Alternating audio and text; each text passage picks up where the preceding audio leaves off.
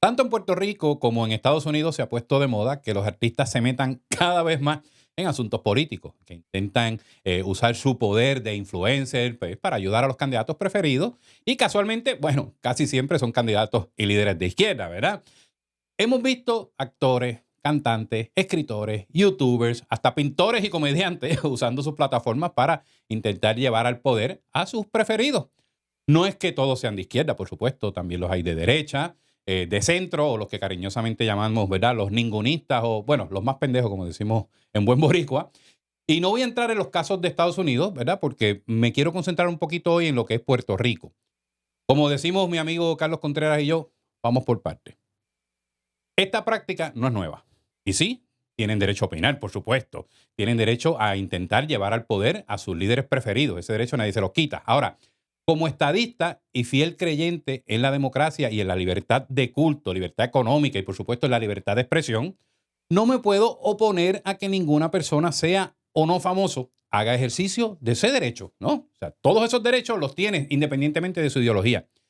Sin embargo, el hecho de que yo respete esos derechos no significa que yo no tenga igual derecho a opinar y sí, a criticarlos. Pero traigo el tema porque mucha gente que se me acerca o que me escribe constantemente me preguntan por qué le tengo odio a Bad Bunny, a Ricky Martin, a Residente, Cani García, entre otros artistas puertorriqueños, y si lo mío es personal. Así que yo aprovecho esta plataforma, ¿verdad? En mi rincón, el rincón de Juanjo, para hablarles de frente a mis seguidores y sí también a mis haters. Primero, no les tengo odio, pero sí, lo mío es personal. De nuevo, vamos por partes. Empecemos por dejar claro que el hecho de ser famoso no les quita ningún derecho, sobre todo el de expresarse y apoyar a quien les dé la gana. Pero tampoco le da un privilegio de que no se les pueda criticar. Y algunos artistas se tiran de pecho a la arena política y luego se cantan ofendidos porque les contestan, los atacan políticamente. Hello. O sea, si te metiste, pues tienes que aguantar, ¿verdad? Por otra parte, tengamos claro que una persona inteligente puede, gracias a su inteligencia, alcanzar la fama y el éxito económico. Claro que sí. Lo que pasa es que una persona famosa y exitosa, gracias a eso, jamás va a ser inteligente. ¿Ok? Vamos a ver si lo ponemos claro para que se entienda, ¿verdad? A los famosos.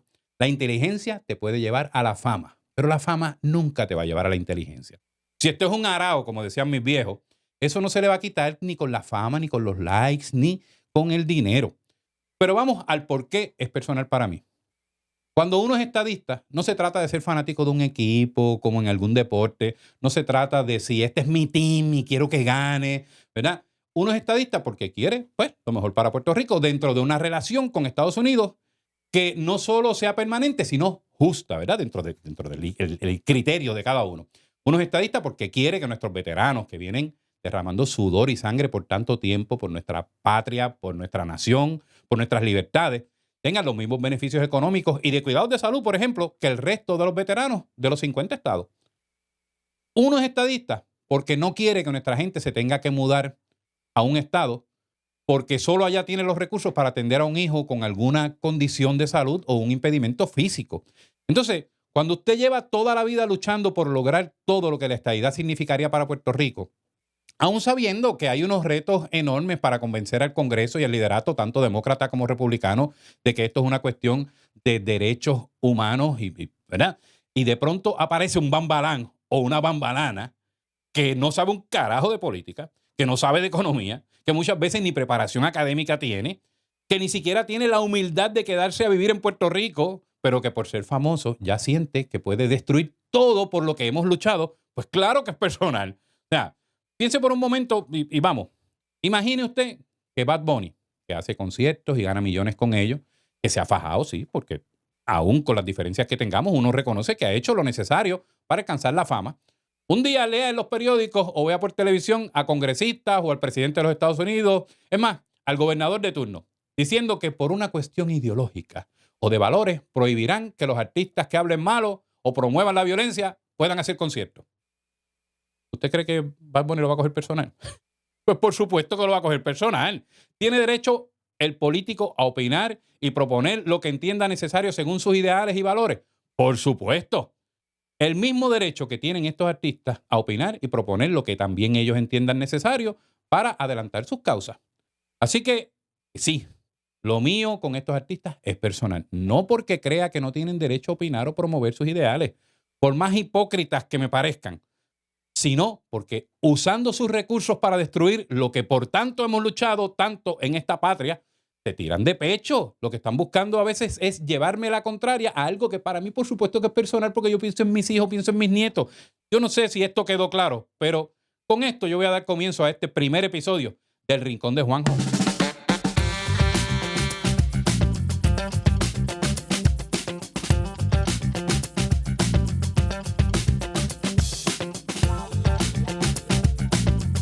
Saludos, bienvenidos a este primer episodio, sí, de El Rincón de Juanjo, este espacio íntimo donde vamos a hablar de todo un poco. Y si tuvieron la oportunidad de ver y escuchar este monólogo, ese opening, estamos practicando, es la primera vez que hacemos este tipo de formato, pues ya saben por dónde venimos. Y hoy yo tengo conmigo una persona a quien admiro, que lo he seguido por muchos años, que todos ustedes conocen, y que intenté por mucho tiempo traerlo a otros podcasts y por fin se dio. Porque no solamente es una persona de una gran trayectoria, sino que va de frente. Y a mí, como ustedes saben, me gusta que la gente hable claro. Así que vamos a hablar de este tema y de muchos otros con, bueno, mi amigo, porque lo tengo que decir así, el licenciado Michael Corona Muñoz. Saludos. Gracias, Juanjo. Gracias por invitarme a este programa. En realidad somos amigos de hace bastante tiempo. Me río muchísimo cuando te veo y te oigo. Siempre te he admirado en tu tesón y para mí es un honor estar aquí contigo. Pues Michael, yo quiero entrar un poquito para que la gente conozca un poquito de dónde vienes y todo esto, pero quiero arrancar con lo de este pequeño monólogo, ese opening. O sea, ¿qué te parece ese tema? Porque ha sido como que lleva mucho ratito ya. Sin duda, lleva mucho rato, pero tienes toda la razón. Y me explico. El artista, pues, ofrece su arte al mundo entero. Una vez desea insertarse en el debate político, que es un debate que es divisivo porque todo el mundo tiene una opinión distinta, hay ideologías distintas. Una vez usted se mete en ese campo, ya las reglas de ser artista se acabaron. Ahora usted está en el campo político. Y en el campo político tiene que esperar una respuesta. Las respuestas no siempre son bonitas, porque usted ve a los políticos tirándose unos a otros.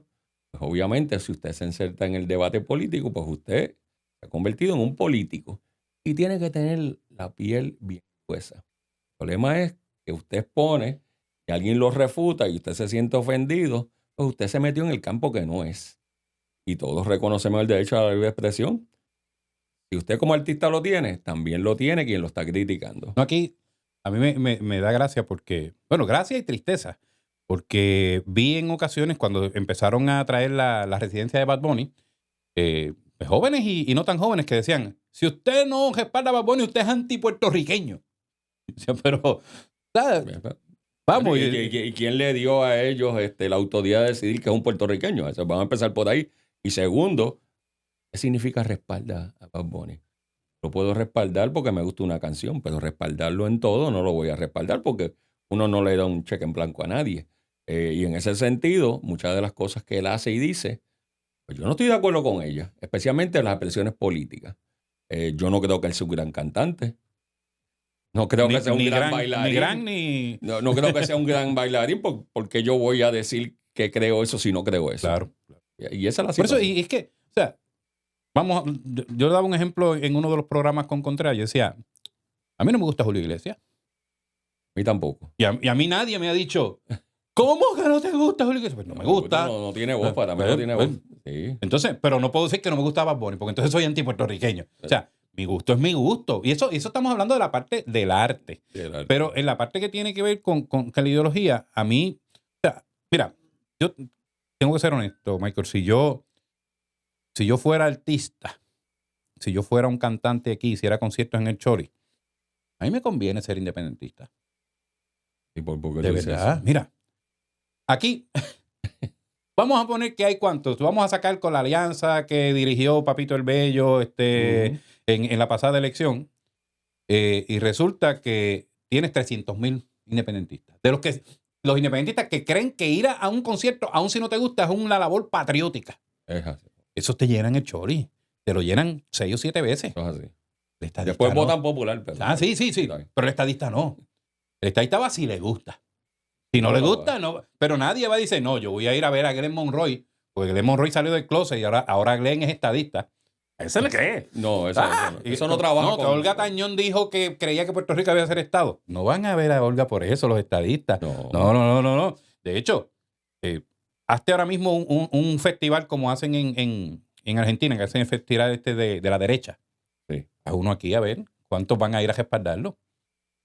¿O tú crees que va a ir la Budweiser, Heineken, Coors Light? Claro que no van a ir, porque ese sector, pues, el sector, por lo menos nuestro, el de los estadistas, el de la derecha. Si a tú no me caes bien como artista, no me gusta tu talento, yo no te voy a auspiciar aunque tú seas estadista. Ellos no. Ellos es otra cosa más allá, que es, yo simpatizo políticamente contigo, por lo tanto, te voy a apoyar, aunque yo crea que eres un mediocre, un inepto en términos de talento. Y va. Son dos mentalidades totalmente distintas. E igualmente, yo puedo apoyar, por ejemplo, a mí me encantan las actuaciones de Vinicio del Toro.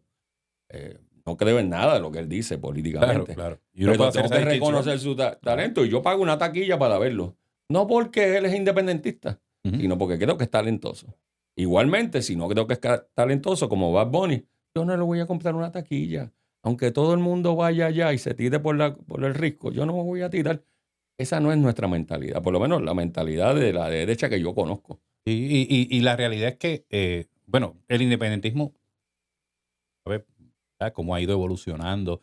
Y yo decía hace un tiempo, y me cayeron a paro algunos compañeros que los quiero muchísimo, son mis amigos periodistas, pero yo les decía que hace décadas atrás usted sentía esa vena revolucionaria y usted decía, yo tengo que ser, tengo que estar en una guerrilla, tengo que hacer algo. Con el tiempo dijeron, no, yo tengo que ser periodista. Sí, claro. Porque lo vieron como una forma de adelantar su causa política. Claro. ¿Sabes? Y ahí es donde a veces cuando yo veo a algunos amigos, especialmente de mi partido, del PNP, que tratan como de encontrar la razón por qué ese periodista me tergiversa, por qué no me publica lo que yo digo. O sea, bueno, pues porque hay algunos que son otra cosa antes de periodistas. Claro, o sea, claro. Y tú lo has vivido. No, yo lo he vivido. Y las escuelas de comunicación aquí de las universidades, pues obviamente tienen una visión política de izquierda y la transmiten. Y entonces también hay una idea cultural en Puerto Rico que creo que se está perdiendo, pero existe, de que existe entre los abogados también. Y es esta idea de que si tú quieres ser intelectual, tú eres independiente. Sí. Eso es una falsedad. Es el estribillo ese que usa el Nuevo Día y los medios como ellos, que dicen, ese abogado es un abogado constitucionalista.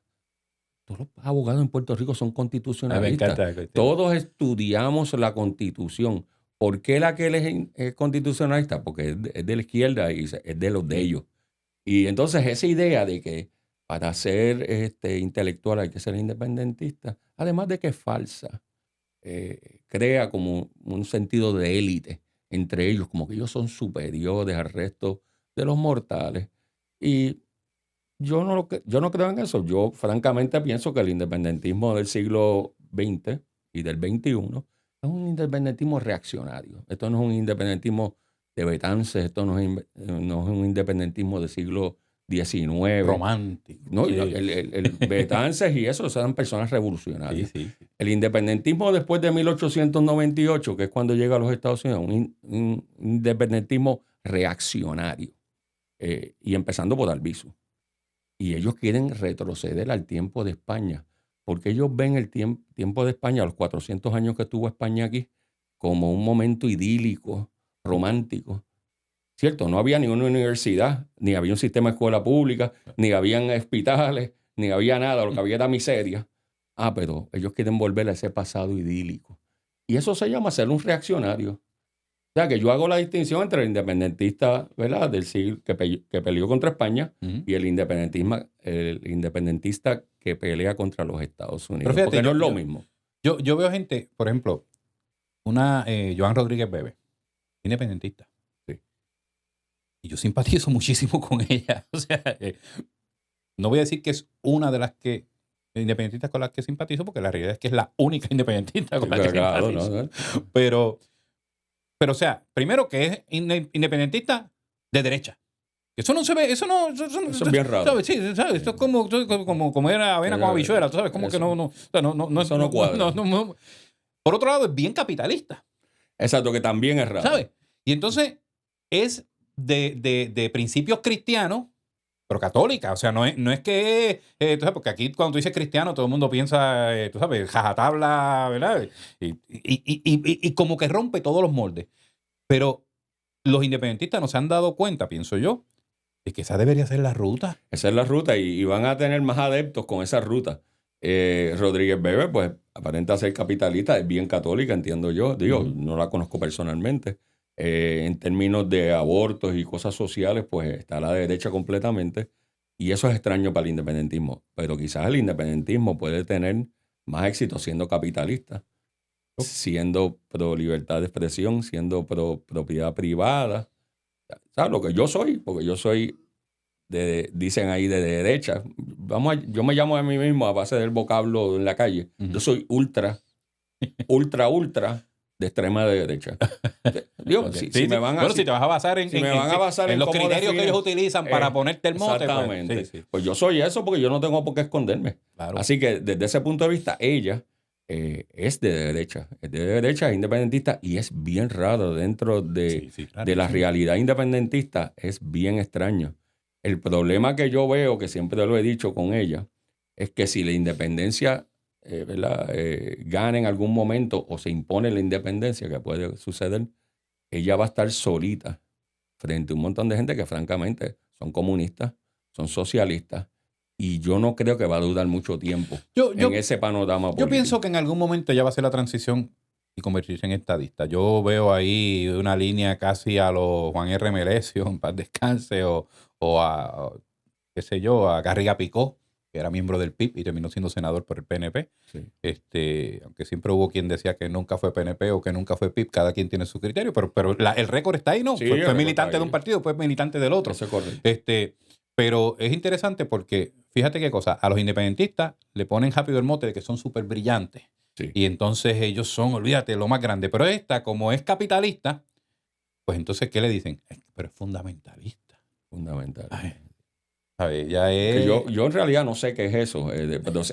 Entiendo que le estás tirando porque cree en cristianismo, pues le dice fundamentalista. Es como lo que usan con el ayatollah en Irán, pues fundamentalista. Yo nunca he entendido eso, más allá de ser un epíteto. Pero es que los socialistas son fundamentalistas. Sí. Para ellos, su Dios es el gobierno. Su Dios es el gobierno, su Dios es el Estado, su Dios es un sistema ateo. Ellos creen en nada, básicamente, desde el punto de vista espiritual. Y ellos creen en el Estado, creen en la propiedad colectiva, ellos creen en la dictadura, ellos creen que entre 2 o 3 se reúnen y son los jefes. Eso es un culto, eso es una religión. Lo es. Lo que pasa es que no es una religión cristiana, es otro culto. Pero mira, hay algo que por ejemplo, yo recuerdo cuando en el cuatrienio anterior ganó por el distrito de Carolina para el Senado Naida Venegas. Y mira, yo la quiero muchísimo. Y radicó medidas con las que yo estuve de acuerdo y otras que no, ¿verdad? Como debe ser. Y había gente que decía, pero es que como ella es pastora, es fundamentalista, y mira lo que está radicando. Y yo pienso, no sé si coincides conmigo, o sea, si uno tiene una ideología, lo que sea, en la parte religiosa, moral, política, y usted gana, se va a tratar de imponer, no imponer, de lograr claro, aquellas cosas en las que usted cree. Pues claro, o sea, no puede ser. ¿por qué yo me voy a ofender porque por ejemplo, cuando vino Irma Rivera Lacén, pues ella creía, pro aborto, creía en que no se puede piropear a nadie en la calle, ¿verdad? Porque claro. El acoso callejero que le llamaban, el acoso callejero, que yo decía, bueno, pues quiere decir que te puedo acosar en la casa, ¿verdad? Me imagino, porque ella estaba en contra del acoso callejero. Claro. Y ella radicaba cosas con las que yo no estaba de acuerdo. Pero ella ganó y la gente sabía cómo era. Claro. Y tiene derecho a llevar su agenda. Es más, yo espero que un político que hace campaña diciendo yo soy cristiano, yo creo en el matrimonio, yo creo en el bautismo, yo creo en la familia tradicional, impulse esa misma postura. Es que no puedes esperar otra cosa. Lo que pasa es que no si no te gusta votar en contra. Por eso. Pero ¿qué puedes esperar? Si la persona eso es lo que ofreció, no te puedes frustrar ni atacar porque cumple con eso. Y obviamente una persona que es cristiana, pues, obviamente va a mirar mal el divorcio. ¿Dónde está Michael Corona parado con eso? O sea, la parte de lo que son sus principios, sus creencias. O sea, sé que eres cristiano. Soy cristiano. Y eres cristiano, eres practicante. O sea, Soy cristiano. Eres un creyente Sí, Wilson. Sí, lo que Puerto Rico, mi esposa es católica, yo soy lo que le dicen en Puerto Rico cristiano, que no es otra cosa que protestante. Claro. Porque yo, pues mi padre viene de una raíz luterana, alemana, porque mi abuela era alemana. Y entonces yo soy cristiano que creo en hablar con Dios directamente. Crié mis hijos católicos. Okay. Conozco todo lo del catolicismo, obviamente, no solamente en teoría, sino en la práctica. Y creí que era lo correcto criar los católicos. Porque yo también tengo un apego a la Iglesia Católica. Pero yo, desde el punto de vista como abogado y mi profesión, yo creo profundamente en el cristianismo. Y eso de que la separación de Iglesia y Estado no es lo que dicen. Yo creo que se debe enseñar, se debe permitir a los estudiantes de escuela pública rezar. Creo que Dios es importante para criar hijos. Creo que nuestras libertades constitucionales provienen de Dios. Es decir, yo soy un fiel creyente en lo que decía Thomas Jefferson. Nuestros derechos inalienables, decía él, provienen de Dios. Ningún Estado me da a mí mi libertad. Me la da Dios directamente. Si eso me convierte en un fundamentalista, pues eso es lo que soy. Porque yo no veo la base moral de toda la ley en Puerto Rico. Es el cristianismo. ¿Y son la mayoría? O sea, ¿estás convencido de que los cristianos son mayoría en Puerto Rico? Somos la mayoría en Puerto Rico, pero sin duda. Lo que pasa es que la verdad es que la propaganda social hace a la gente sentirse abochornada de ser cristiano. O darle miedo, por lo menos. O darle miedo y no atrever a decírselo. Pero mire, si usted no tiene la base de Dios, usted no tiene un sistema político ni de ley. Porque todas nuestras leyes están basadas en los 10 mandamientos y en lo que Jesucristo expresó y vivió.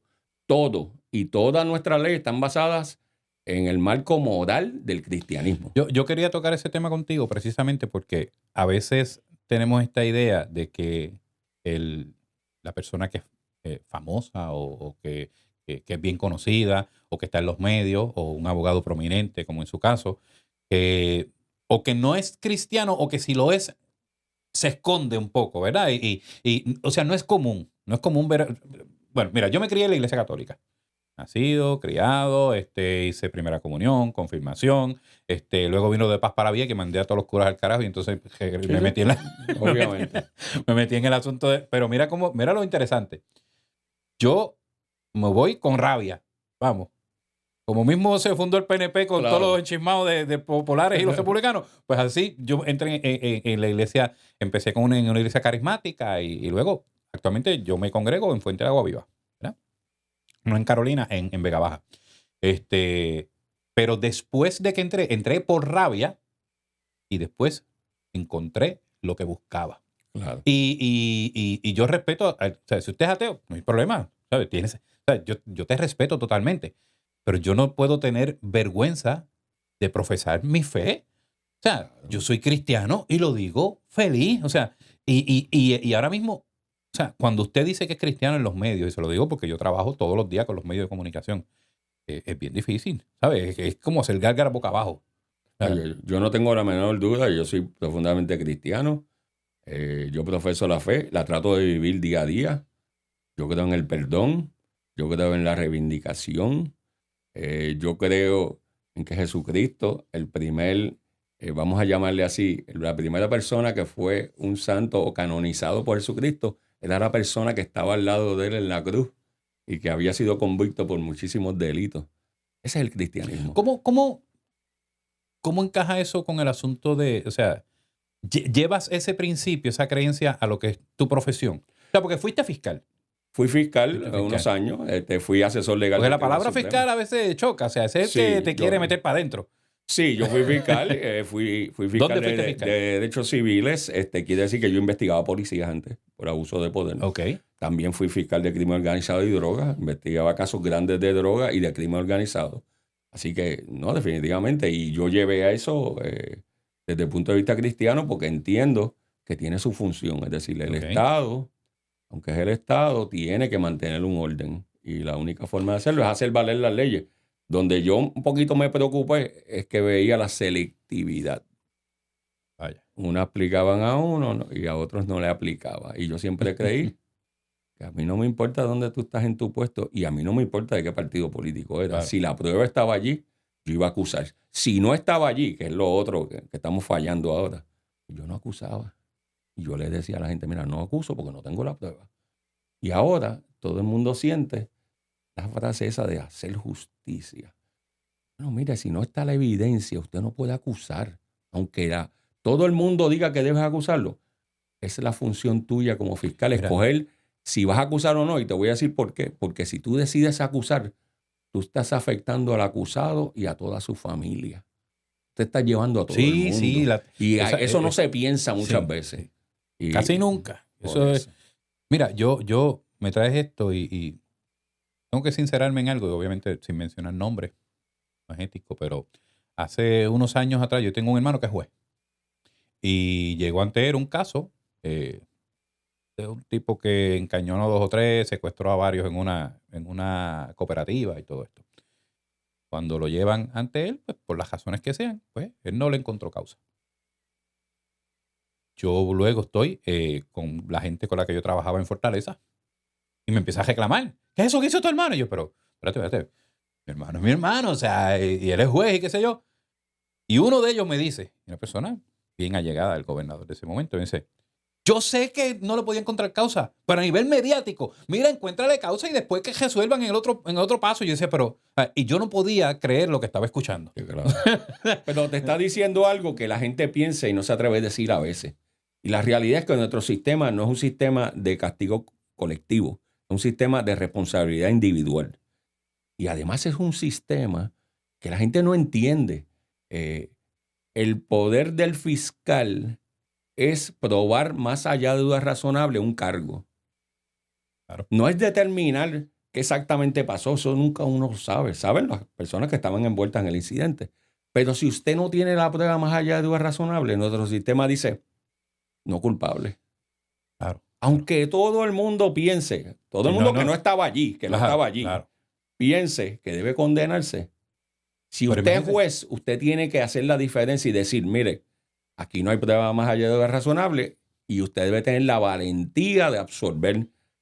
Si usted tiene miedo de decidir, usted no debe ser juez. Claro. Eso no es lo suyo. Usted puede dedicarse a otras cosas, notaría. ¿Cuántos casos habrán en Puerto Rico? Y lo digo de manera, obviamente, sarcástica. Que se llevan lejos por complacer a la opinión pública. Por lo que yo estoy viendo, esa es la práctica común hoy en día. De hecho, tengo varios libros aquí, los amigos que me están, si me enfocas aquí, los muchachos que tengo, la mayoría son de uno de mis mejores amigos, ¿verdad? Un tipo que reconozco muchísimo, el amigo Betancourt. Y uno de ellos, déjame buscar aquí rapidito, uno de ellos habla del caso de Barbarita, ¿verdad? Sí. Y en ese caso en particular, yo recuerdo cuando se dio precisamente, ¿verdad? Eso fue un caso que fue muy notorio, ustedes lo conocen y podemos, si quiere, puede abundar también, pero había una presión inclusive de secretario de justicia y todo el mundo, o sea, de que había que meter preso a alguien, había que resolver esto y se cometieron tantos errores y pasaron tantas cosas injustas, precisamente, entre otras cosas, por lo que estamos hablando. Sí, por querer saciar, ¿verdad?, la sed de venganza de personas que quieren ver a alguien allí dentro. No porque esclarecer ni por saber qué es lo que tiene el Estado en términos de pruebas, sino porque tiene que haber... Dame un culpable. Tiene que haber alguien preso por esto para sentirnos bien. Y ese caso de Barbarita es el caso leading, por llamarle así, de la prueba exculpatoria. Que tampoco está de moda hoy en día. Es decir, si yo como fiscal veo que tengo una prueba exculpatoria, yo no puedo esperar que la defensa me lo pida, yo se lo tengo que dar. ¿Por qué? Porque la ley dice eso. Hay un caso que se llama Brady versus Maryland del Tribunal Supremo de los Estados Unidos de 1963 que dice que yo como fiscal le tengo que dar la prueba exculpatoria. Ese caso trae ese elemento, si usted lo busca jurisprudencialmente, ese es el caso. Pero había una presión terrible por lograr que alguien estuviera preso en ese caso por los hechos que ocurrieron y todo lo otro. Sí. Y entonces obviamente hay una simpatía. Pero a mí me preocupa, y lo he dicho públicamente, la gran presión que están haciendo los medios hoy en día para que unos casos se adjudiquen de una forma o de la otra, en vez de decir, mira, esta es la prueba que pasó, juzgue usted. Bueno, ya que traes eso, porque era uno de los temas que tenía aquí, este caso del biólogo, ¿usted lo siguió, el caso? Yo lo seguí. ¿Me puedes decir tú? A ver. Tú, muy bien. ¿Cómo yo digo a la gente? Si me va a decir don, dígamelo ahora, porque no hay cosa, viejo no, porque no hay cosa más fea con viejo con don. Así que... Bueno, en el caso tuyo, si tú me dices usted, yo me voy a virar a ver si hay alguien detrás de mí. Muy bien. Está bien. Pues tú seguiste este caso. Yo lo seguí. Por la televisión, claro, ciertas cosas, cuando tengo tiempo. Claro, y por supuesto que la visión tuya es diferente a la mía, o sea, son ópticas diferentes. Claro. Dame tu análisis, o sea, de lo que pasó así, porque hay un revolú allá afuera, sí, de gente pidiendo que se revoque a medio mundo y, o sea, algunos hasta prácticamente exigiendo que se rompan todas las reglas y leyes, digo, desde mi punto de vista acá. O sea, ¿cuál es la visión de Michael con esto? Bien, este es un caso donde la gente le extrañó cómo el juez se comportaba, pero yo veo a los jueces todos los días, muchos se comportan así, ¿sabes? Totalmente normal. El juez era sumamente franco y hablaba y le decía a los fiscales y a los abogados lo que él pensaba. Yo no veo nada malo con eso, además, a mí me gustan esos jueces. Yo prefiero así que se queden calladitos y entonces hagan otra cosa. Este caso yo lo veo desde el punto de vista de esa noche, porque el juez no podía entrar en todo lo que pasó anteriormente, los casos civiles, las órdenes de protección. No podía entrar porque está impedido de hacerlo. Claro, porque lo que se está juzgando es eso. Eso que pasó. Pues lo que yo vi eran dos personas que estaban vecinos colindantes, ambos armados legalmente. Vamos a empezar por ahí. Sí. Aquí no hay armas ilegales, aquí los dos estaban armados. De lo que yo vi del caso, el señor biólogo me llamó la atención mucho y no lo mencionan. Él está con su esposa bebiendo desde las 4 de la tarde. Eso es importante. Punto 19 creo que dio. Punto 19 y usted sabe que punto 08 es legalmente ebrio. Así que punto 19 está bastante picado. La esposa está también, empieza la gritería, porque empiezan a insultarse de parte y parte, y en un momento dado el biólogo va a la casa de este señor, el enfermero, por llamarle así, no me acuerdo los nombres. Sí, para la cuestión de los apellidos y eso es mejor decir el biólogo y el enfermero. Y fue armado. Y en el video se ve al biólogo lo que parece ser un traje de baño, con la pistola, ¿verdad?, en el lado. Eso de por sí, si tú vas a mi casa armado a increparme, yo creo, yo soy un creyente en la segunda enmienda. Yo creo en eso estamos totalmente de acuerdo. Yo creo que yo voy a subir a mi cuarto y voy a buscar mi arma. Si tú eres mi vecino y tú me estás enseñando un arma, yo lo voy a hacer. Eso es sentido común. Sí. Luego de eso, pues se ve que está desarmado el enfermero y empieza a lanzarle peñones. Y el que le está lanzando los peñones es el biólogo. Eso de por sí ya es una provocación.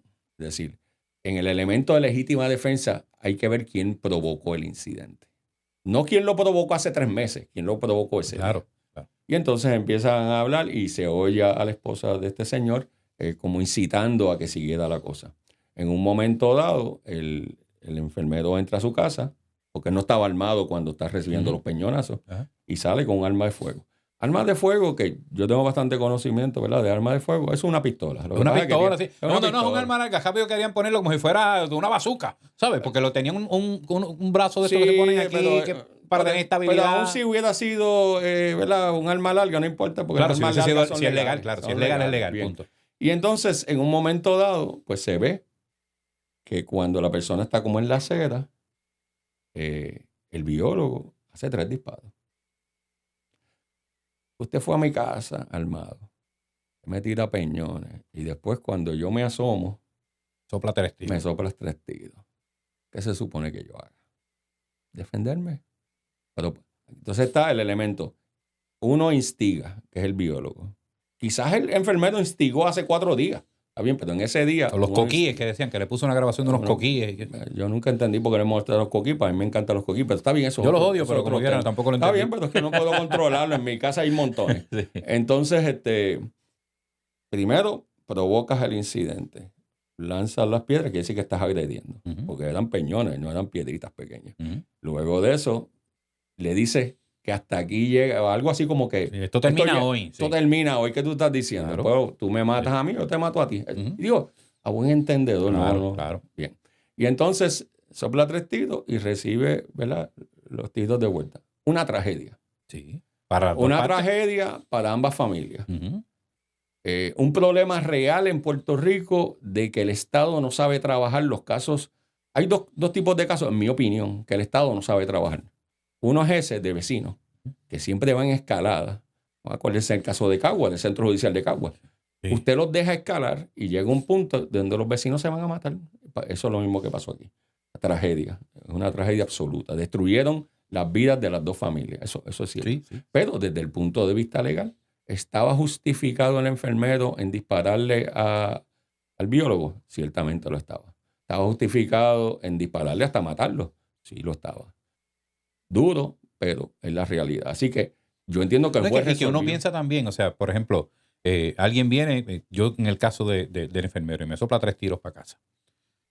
Yo escucho gente que dice, no, porque él tiró 3 veces, pero este le metió 22. Bueno, tú sabes, sí. Esto no es como que yo me puse a contarlo. ¿Cuántos lleva? ¿Te toca? No. Eso no funciona así. El que maneja armas sabe, Juanjo, el que maneja armas sabe que usted va a disparar hasta neutralizar. Claro. Neutralizar quiere decir que la persona no representa un peligro para usted. Y si son 10 tiros, son 10 tiros. Si son 2, son 2. Y si es 1, es 1. Eso es irrelevante aquí. Sí. Si uno tenía un arma que era más larga que el otro, eso es irrelevante aquí. Los relevantes son los hechos. Y entonces lo que noto es lo que estoy notando en muchos de los casos estos famosos de estos últimos mediáticos.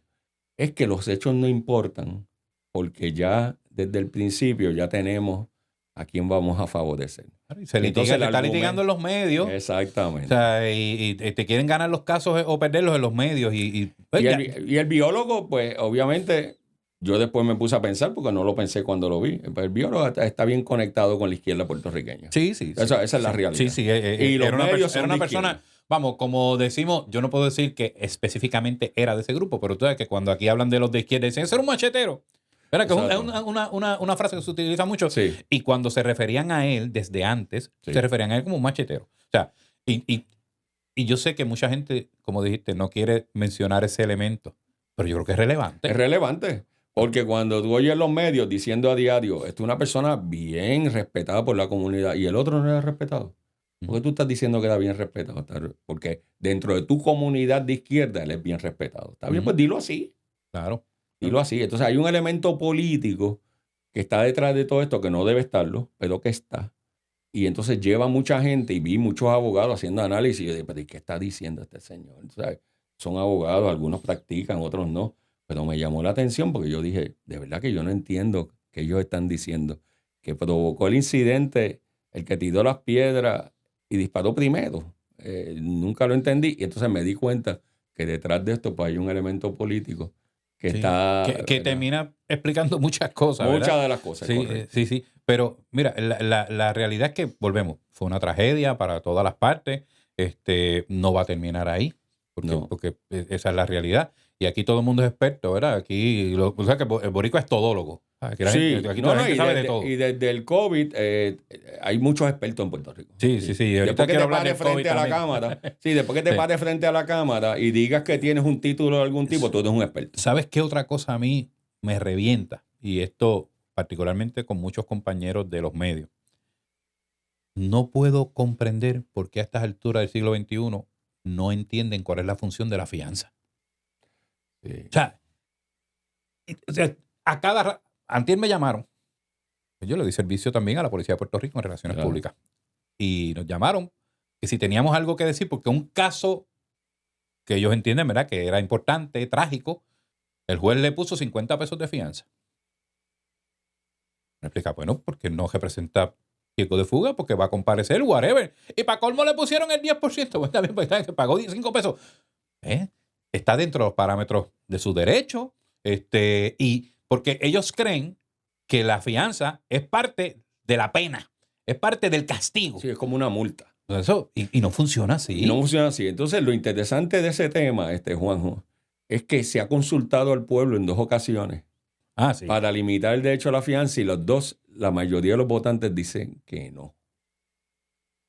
Que aunque algunos medios impulsan esto, la gente entiende. La fianza no es una multa, la fianza no es un adelanto de que saliste culpable. La fianza lo único que resuelve es lo siguiente. Tú vas a comparecer a la vista preliminar, al juicio. Pues entonces, paga eso y puedes irte. Eso no quita que a veces les meten unas cantidades para también ganar adeptos, ¿verdad?, en los medios. Entonces le meten una 2 cantidad millones excesiva. de pesos. Sí, pero eso es para impresionar. Sí. Porque eso no es razonable, porque la fianza tiene que ser, por constitución, razonable. Razonable significa que si yo me gano $50,000 al año, tú no me puedes poner una fianza de $1 millón, porque eso no es razonable. Claro. Así que, pero eso es para las gradas. Eso es el equivalente a meterte preso antes del juicio. Antes del juicio. Sí, y entonces, en la federal, muchos de los casos, la gente no lo ve, pero en muchos de los casos la gente sale con una firma sin poner un centavo. Lo que le llaman on your own recognizance. Okay. Eso significa que yo voy y digo, yo me comprometo a pagar $50,000 si yo no comparezco. Okay. Y tú lo firmas. No pones un centavo, pero lo firmas. Nuevo para mí. Y todo el mundo comparece, porque la mayoría de la gente comparece. Hasta la persona que está vendiendo droga en el punto, está acusado de asesinato. Mi experiencia es que comparecen como fiscal y como abogado de defensa. Me está bien raro. Yo te puedo decir los casos, y me caben quizás en una mano nada más, que la persona no se ha presentado. Y por lo tanto, eso de estar haciendo el show con la fianza, los que lo hacen sabiendo, pues no están dando un servicio al pueblo. Oye, ahora que entramos en eso, no lo tenía los temas, pero ¿tú crees en eso de que los jueces vayan a votación, que la gente los elija por voto? Sí, yo creo que sí. Yo creo que, ¿por qué? Porque yo creo que el poder del votante es importante. Pero eso no lo lleva... O sea, yo no tengo una posición formada aún. Porque como que escucho de cada lado y me voy con el que... O sea, que todo el mundo me convence. Yo en esto soy un prostituto. Pero cada vez que pienso en la parte de los que están en contra, pues me dicen, es nombrado por el gobernador y hay veces que se van jugando a la política para quedar bien con la gente y el populismo. Imagínate si dependen de buscar ese voto. Eso es cierto, pero yo te voy a decir la raíz de por qué yo entiendo que debe ser la votación. Yo le tengo bastante, no sé si llamarle temor o no me gusta el hecho de que vivimos en un estado administrativo. Okay. Especialmente Puerto Rico. Las agencias administrativas corren Puerto Rico. Y yo prefiero, y esos son gente que nombran los políticos, no los elige el pueblo. Y ellos corren estas agencias que te dicen a ti el tamaño de las ventanas de tu cuarto, dónde debes estacionar tu carro, si debes cortar un árbol en tu casa. Ese es el estado administrativo. Y ese estado administrativo es totalmente antidemocrático, porque nadie los elige a ninguno. A ninguno de esos jefes de agencia lo elige a nadie. Y a mí me molesta que cada vez que yo quiero ir a un tribunal a cuestionar alguna, ¿verdad?, cosa que yo entiendo que es falsa o que está equivocada, me dicen, no, hay unos expertos allá en las agencias administrativas que van a resolver eso. Eso está bien para cuando estaba FDR, ¿no? Franklin Roosevelt, que creó ese estado administrativo. Ya no. Ya, si usted de una agencia administrativa, usted no puede tener más poder que un tribunal. O sea, el tribunal debe poder examinar lo que usted está haciendo. Y esa, para mí, tiranía de lo administrativo, que es el llamado gobierno permanente, lo que le dicen en Estados Unidos, the swamp, yo soy un enemigo de eso. Así que, en la medida en que yo pueda liberar a una judicatura para que respondan directamente al pueblo, y si el juez dice, mira, yo creo en fianzas altas, pues ya yo sé lo que tú vienes. Ya yo sé con qué tú vienes. Tienes un punto. Yo comprendo, porque aquí, cuando hay casos especialmente de alto perfil o que tienen que ver con algún político o una persona prominente, lo primero que hacen los medios es buscar quién lo nombró al juez. Sí. ¿Verdad? O sea, ese no es. ese lo nombró el PNP, bueno, eso le pasó a Yabona ahora. Sí. ¿sabes? O sea, Sí. eso se da y comprendo esa parte. Pero tengo que admitir que por el otro lado me preocupa un poco que entonces el juez se vea inclinado a tomar decisiones populistas por buscar ese voto. Sí, bueno, eso es cierto, pero si lo sabes, pues sabes a qué atenerte. La próxima vez que venga, o sea, no va a estar allí 12 Claro, años. claro, funcionaría como cualquier político. ¿No? Por eso. Me falló, pues le voto en contra. Ahora mismo puede estar 12 años. O sea, que son 3 elecciones. Uh-huh. Y entonces sigues apoyándolo en 3 elecciones porque no lo puedes sacar. Así que creo que hasta cierto punto, pues cada 4 años, que se sometan y que la gente le pida cuentas a ese juez. Entrando en un tema ya más político partidista, pero más a nivel, bueno, local y nacional. A un independentista le jode cuando uno dice nacional y se refiere a Estados Sí, Unidos, exacto. pero eso ni modo. Sí, para mí nacional es Estados Unidos. Claro, como No debe hay ser. problema con eso. Ajá. Lo voy a decir de esta manera. En Puerto Rico se puede ser estadista y ser demócrata. En Puerto Rico la mayoría de los estadistas son demócratas. O sea, vamos, El PNP completo yo es fui- demócrata. Yo fui demócrata. Después pasé a repúcrata. Y fuiste Que haciendo eso la sí, que transición. sí, estaba como en purgatorio. Y luego me convertí en republicano y ahora he sido republicano trompista. Sí. Y trompista, lo interesante de esto, la gente que me sigue sabe que en un momento dado yo dije, le tengo un odio a Trump. Y alguien me dijo, ¿por qué? Yo no sabía por qué le tenía odio, ¿verdad? Y claro, hay que hacer una distinción que el Trump 1.0 es muy diferente al 2.0. Eso, ¿verdad? Eso se puede debatir y se puede hablar. Pero hoy yo pienso que la línea que lleva, la ruta que lleva el Partido Demócrata Nacional, yo no lo encuentro compatible con la ideología estadista en Puerto Rico. No sé si me sigue. No, y no lo es como cuestión de hecho. Incluso hay que recordarle, ¿verdad? A los que nos están viendo y escuchando que Trump era demócrata en un momento dado. Y, o sea, O sea, que igual que yo, lo que tenía era un pasado oscuro. Él hizo la trayectoria. Lo que pasa es que lo que para mí es atractivo de la figura de Trump es que él es un candidato independiente fuera del establishment, por lo menos hasta este momento. Y él no respondía a los intereses ni del Partido Republicano ni del Demócrata. Y eso es lo que para mí me dio un atractivo, ¿verdad? De escucharlo. Porque al principio yo era como todo el mundo. Mira, yo no voy a escuchar a ese hombre. Pues entonces, como siempre hago, me puse a escucharlo. A mí me hace sentido. Y llegar a tus propias conclusiones. Y yo llego a mi propia... Y yo cambié de opinión de él. Ajá. Como he cambiado de opinión políticamente a través de mis Pero años. inicialmente también le tenía repelillo, como decir Porque viejo. todo el mundo decía que si era esto. Y entonces yo dije, déjame escucharlo. Y lo escuché y estoy convencido que es el camino a seguir. Con todo y eso, tengo discrepancias con él porque yo no le doy ningún político. Claro, o sea, yo ahora mismo, pues la política que él está siguiendo es ciertas cosas, como que no revelar los expedientes Epstein, otras cosas que no voy a hablar ahora porque son polémicas. Yo no estoy de acuerdo con él en eso. Pero, porque yo no está bien, pero tampoco uno, o sea, tampoco es que uno tiene que estar de acuerdo 100%. Por eso, pero simpatizo con el programa general de Trump y creo, contestando tu pregunta, que es mejor para el movimiento estadista estar con los republicanos que estar con los demócratas. Más cuando el giro del Partido Demócrata ha sido a la extrema izquierda. Y pero también que está luciendo AOC, tú piensas así, o sea, yo no... AOC es un desastre. Esa muchacha la montaron sin instrucciones. Ella la montaron sin instrucciones. Alexandria Ocasio-Cortez es una persona que ni se crió en la ciudad de Nueva York, se crió en los suburbios.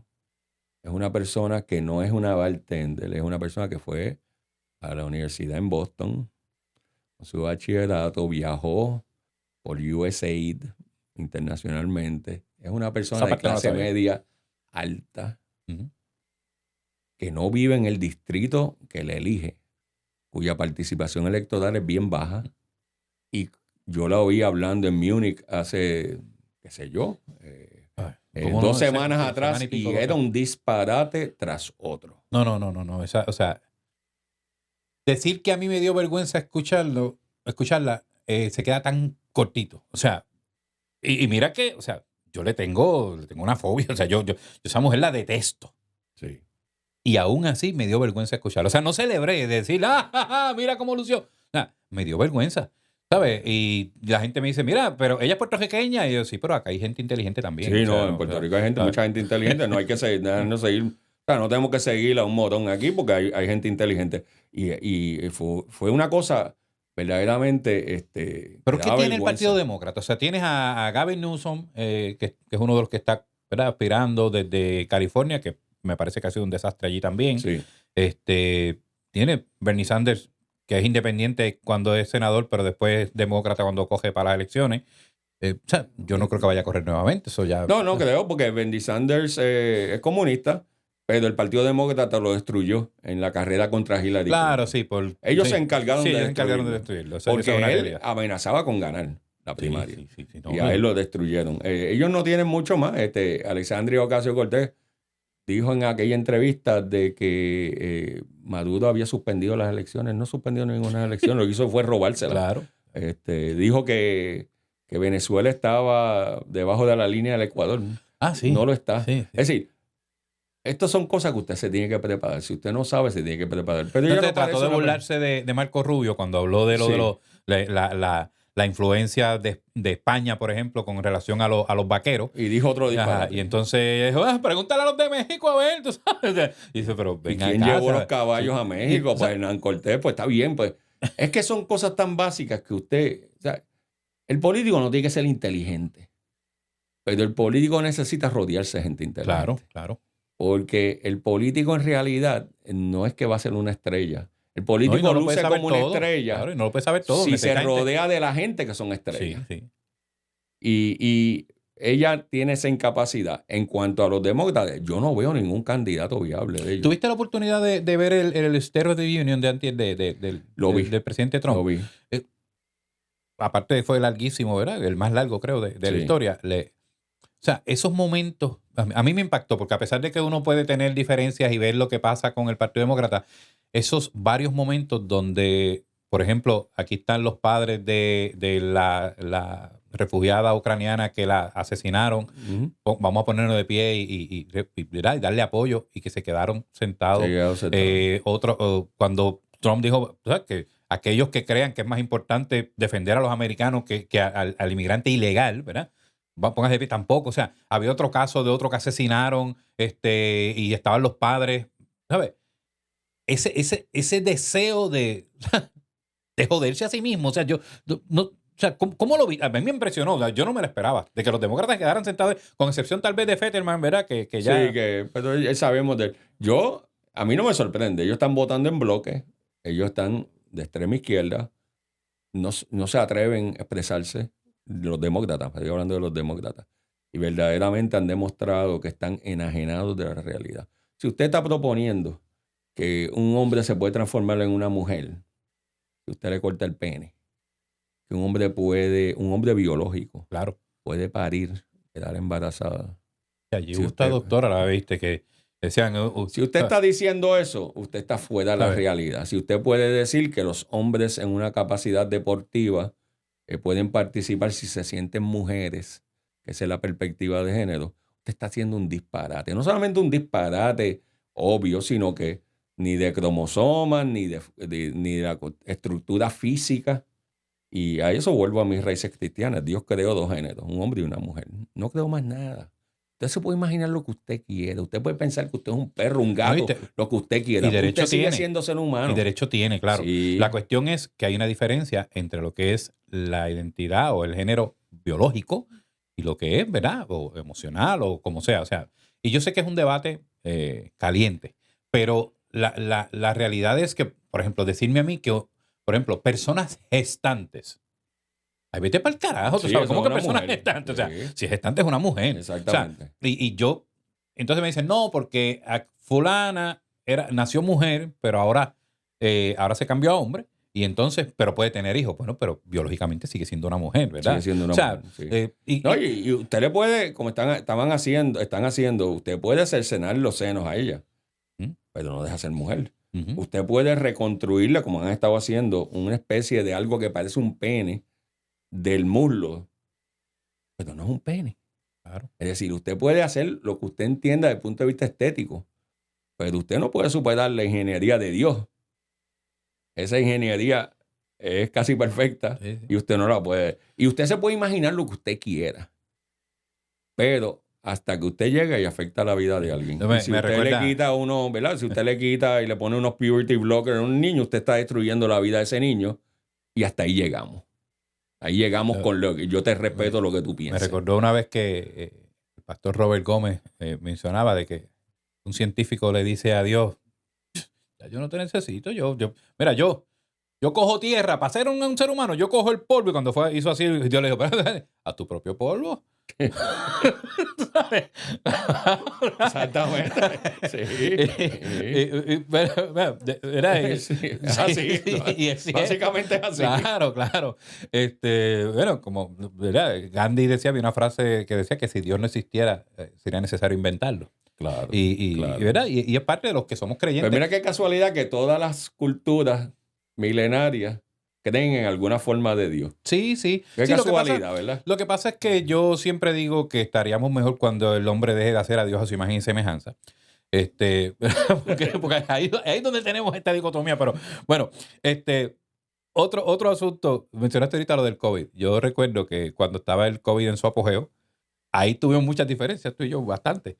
Porque, y lo admito, fuiste de los que detectó la falla desde el principio. Yo no. Yo le cogí miedo al asunto. Y yo iba con mi bozal puesto, bueno, mi mascarilla. Interesante porque cuando empezó lo del COVID, yo tuve la oportunidad de visitar Dubái. Y yo le decía a los muchachos, en son de broma, ¿verdad? Decía, yo que decía, ¿cómo puede estar esta gente con esa cara tapada todo el día? Y llegué aquí y me engancharon. Claro. Y bueno, pero incluso fui a tu oficina y recuerdo que me senté allí y yo con mi mascarilla y dejamos claro que, ¿verdad? Que teníamos diferencias. Claro. Pero hoy por hoy, por ejemplo, antier me llamaron de Walgreens, me dejaron un mensaje, recuerde que tenemos la vacuna disponible. Yo me puse como 4 o 5 shots. O sea, yo, ¿sabes? Si agranda el corazón, yo tengo como cinta azul, o sea, tengo un corazón así de grande, porque me puse, y ahora le tengo terror, ¿verdad? Y entonces cuando uno mira, por ejemplo, yo tengo 2 nietas, ¿verdad? Una de 4 añitos y otra de 1 añito, y entonces me da miedo, porque entonces uno empieza a ver otras cosas, empieza a leer, ¿verdad?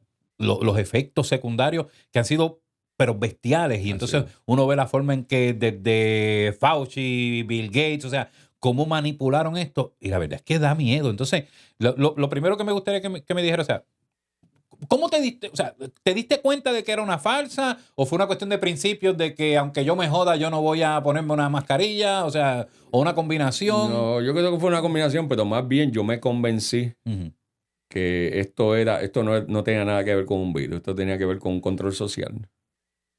Y me convencí rápido que lo que estaban diciendo no tenía base científica porque me puse a leer a los científicos y me dije, no. El primer crimen de la pandemia esa fue contra los niños. Encerramos a nuestros niños, los sacamos de las escuelas, los sacamos de los parques, los sacamos de las playas, los sacamos de compartir con otros niños. Y los niños no estaban muriendo por el virus. No estaban muriendo. Eso es un dato objetivo. Sí. Estaba muriendo la gente mayor de 60 años, claro, con condiciones persistentes. Eso sí estaban muriendo. Asmáticos crónicos. Correcto. Sí. Encerramos a los niños y le hicimos un daño terrible a los niños, que todavía se está sintiendo. Después se le puso esa vacuna. Y lo que a mí me llamó la atención de la vacuna es que yo estoy viendo las otras vacunas. 10 años tomó esta en sacarla al público. Esta 15 años. Y eso en 6 meses. Y entonces... Esa era una vacuna que no era vacuna porque no prevenía. No prevenía nada. Y entonces de momento veo a Pierluisi y a Joe Biden diciendo, pues, usted puede salir sin mascarilla, sin nada, usted no se va a contagiar, usted no va a contagiar a otros. Y de momento empiezan a contagiarse entre sí los vacunados. Entonces decían, no, pero no es una sola vacuna, a ti hay que darte 5. Entonces, yo empiezo a mí me dio razonar. COVID. Bueno, déjame hacerlo. Me dio COVID, porque de pronto todas las otras, todos los resfriados y los catarros y la monga y todo eso desaparecieron. Todo el mundo tenía COVID, ¿verdad? Sí. Pero a mí me dio COVID y me dio fuerte. O sea, yo en un momento dado estaba como 7-3 a favor del cementerio. O sea, más o menos, por ahí mal tasado. Y de pronto, pues, mi médico me dijo, no, y tú te salvaste porque tenías la vacuna. ¿Sabes? Obviamente yo no soy médico, no pretendo serlo. Es que si tú tienes que creerle, si tú estás enfermo y tienes que creerle a alguien, tienes que creerle a Dios y al médico. Y Dios a veces tarda en hablarte, tú sabes. Entonces, ahí está lo otro que me llamó la atención. Habían tratamientos alternos y los sacaron del mercado. Eso me llamó la atención, porque yo dije, ¿por qué están sacando el mercado? Y hasta se burlaron de los que hablaron de esos tratamientos. Exactamente, ivermectina, otras cosas. Eso sobre todo. Y entonces hasta el mismo Trump dijo, vamos a utilizar este método, ¿verdad? Lo que pasa es que Trump, perdóname, déjame hacer un paréntesis. El problema es que Trump el principal problema es que él no sabe que no es gracioso. Sí. Sí, o sea, y yo soy fanático de él y él dice cosas y yo, pero él todavía, alguien, digo, ¿y quién carajo se lo dice, verdad? Para que te diga you're fired, pero no, pero él no sabe que no es gracioso. Pero se sacan estos tratamientos alternos. Si tú quieres resolver este problema y hay gente que son médicos estudiosos que te están diciendo, con este tratamiento over the counter, tú salvas vidas. ¿Por qué no usarlo? Entonces, coge y sacan el ivermectina, sacan todos los tratamientos antiinflamatorios, sacan todo eso. Y entonces, ¿por qué estás haciendo eso? Entonces me di cuenta por qué. Porque si no lo sacabas, no podías sacar la vacuna que es experimental. Claro. Y la vacuna para tú sacarla experimental tenías que certificar que no había ningún otro tratamiento alterno. Por lo tanto, se convirtió en una situación económica a favor de la farmacéutica. Y hasta ahí llegué yo con ellos. Y fíjate, y ahora uno pensando así, y no salió una vacuna.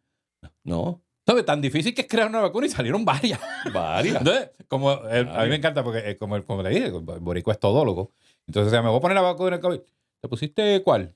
¿La de Pfizer o la de Moderna? Porque la de Moderna es la que es la buena. Gente que, ¿sabes? Como yo digo, los que escriben chulo sin H y cajón con G. Sí, y entonces, ¿cuál te pusiste? No, esa no, ponte mejor la de Moderna. Mira, es que la primera que me puse fue de Moderna. Sí, pero es que la que tengo la de Pfizer para la segunda. Teníamos era un reguero. Y Johnson & Johnson decía que de una sola. Ah, sí. Ahí uno está pensando a diario, ¿verdad? Yo trato de pensar, ¿verdad? Las cosas antes de aceptarlas. Déjame ver si esto me hace sentido. Pero no se politizó también, o sea, de momento... Se politizó. O sea, porque también estaba la parte de que había gente que decía, no, porque son mis libertades y, ¿sabes? Vamos, como cuando tú dices, por ejemplo, el suicidio.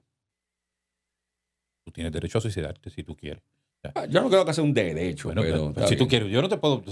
yo te puedo decir no te suicides, pero si usted quiere suicidar. O sea, eso es una decisión tuya. Eso es una decisión tuya, vamos a decirlo así. Sí. Pues, es como, esto es un tema bien lejos de lo que estamos hablando, pero yo tengo mucho problema con la ley de los cinturones de seguridad de los vehículos. ¿Por qué? Yo me lo pongo hasta para mover el carro en la marquesina en casa. Sí. Yo creo en el uso. Lo que creo es también que es absurdo que el gobierno te obligue a proteger tu vida. Eso, sí, llegan hasta cierto punto que es absurdo, porque tú me puedes explicar, mira, estas son las ventajas de tener cinturón, pues a fin de cuentas la decisión es mía, debe ser mía, pero no lo es. Claro, porque si cada vez que te paran te dan una multa de, no sé si son 500 pesos, no me acuerdo cuánto es, pues entonces tú dejas y salva vidas, o sea, oye, yo de hecho, yo trabajaba en Guapa Radio cuando el accidente de Cheo Feliciano y él murió, fue por no tener cinturón. O sea, choca y le metió, como dicen en el campo, con la caja del pecho, le metió al guía. Sí. Y explotó. Y los expertos dicen, ¿verdad? Yo no soy un experto en eso, que si hubiese tenido el cinturón, seguramente se pudo haber salvado. No es algo automático, no es que, pero tenía más probabilidad de salvarse. Eso es así. Pero tú me convences así, porque si tú me dices, por ejemplo, estos muchachos corriendo en motora por ahí sin casco, yo creo que científicamente puedes probar que si tiene el casco, la probabilidad de sobrevivir si se cae es sustancialmente mayor a no tener el casco. Uh-huh. Pues yo acepto eso porque lo estoy razonando. Tú me estás diciendo por estadística y yo digo, no, pues deben tener el casco. Uh-huh. ¿Verdad? Porque objetivamente es cierto. O sea, usted tiene 40 o 50% más de oportunidad de sobrevivir un accidente de motora si tiene un casco puesto. Es igual con el cinturón. Si usted me prueba a mí, pues yo me lo pongo. Lo que pasa es que no me lo puede decir porque sí, porque yo no voy a aceptar porque sí. Y porque todo el mundo se está vacunando. Esa es la ley. Como decía entonces, que el anuncio, serás arrestado. Entonces, volviendo al COVID, yo nunca entendí los 6 pies. O sea, yo nunca entendí las pegadizos esos en el piso. ¿Por qué dan 6 pies? En los ascensores. Los ascensores ponían las pegatinas con las 2 huellitas. Y entonces viene y yo decía, esta gente sabrá que yo tengo una vejiga del carajo porque yo con eso pegado ahí, entonces yo no cabía. Yo siempre quedaba detrás de la... Fauci admite después que eso se lo inventó él. El plexiglas. Todos los plexiglas. Pero que evita el plexiglas. Si se mete el virus por debajo, me va a coger el virus. Y entonces, porque sí. O sea, ellos se inventaron unas reglas aquí. Aquí pusieron hasta las tablillas nones y pares. Eso fue y absurdo. ¿sabes? Entonces tú decías, bueno, pues si yo tengo la mía termina en par y la de mi esposa en nones, pues ya yo sé con cuál carro es que yo voy a salir. Sí, ¿tú pero sabes? yo tenía carros y todos eran, yo no me acuerdo si eran pares o nones, pues yo no podía salir. Había un día que no podía salir. Eso es absurdo. Y entonces eso de que todos los que están dentro del carro tienen que ser familia. ¿Y dónde no. ustedes sacan eso? ¿Por qué tienen que ser familia? Ah, entonces ese fue de los más absurdos. O sea, porque yo estoy con mi pareja, vamos, no somos esposos legalmente, somos pareja, pues llevamos 20 años conviviendo. Correcto. Y tenemos apellidos diferentes, y me paraste. Ustedes son familia, ella es mi esposa.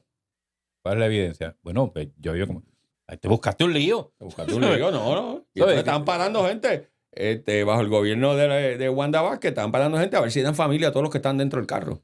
Y entonces se volvió absurdo. O sea, se volvió absurdo. Ah, espía en tu vecino. Llama a la policía si tú ves que están recibiendo mucha gente. ¿Y qué es esto? Yo no puedo aceptar la gente que yo quiera en mi casa. Ah, tienes que usar mascarilla. ¿Y por qué yo tengo que usar mascarilla? Yo nunca entendí eso.